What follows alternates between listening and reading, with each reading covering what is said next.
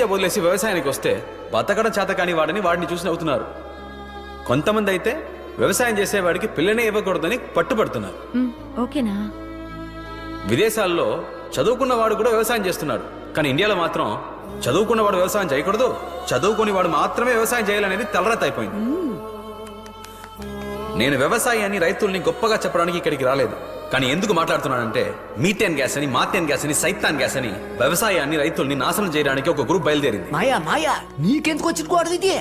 ఉన్న వాళ్ళ డయట్, లేని వాళ్ళ పస్తులు ఏ రోజు ఒకటి కథన మీకు అర్థమవుతుందో ఆ రోజే కష్టపడి పండించే వాళ్ళని రేషన్ బియ్యం కొనుక్కు తినేట్టు చేయడం ఎంత పెద్ద దేశద్రోహమో మీకు అర్థమవుతుంది. అయ్యో, దేశద్రోహం అని చెప్పి నిన్ను లోపలాడేస్తారు మాయా. ఎందుకు భయపడతారు? నువ్వు ఏం చేస్తావంట? ఆ రోజుల్లో ఎవరో మహానుభావుడు హరిత విప్లవం అని మొదలు పెట్టారు. కానీ ఇప్పుడు హరితము లేదు, విప్లవము లేదు. ప్రజలు, నాయకులు, శాస్త్రవేత్తలు ఈ ముగ్గురు ఒకటైతేనే దేశం బాగుంటుంది. ఏ రోజు యువకులు వ్యవసాయం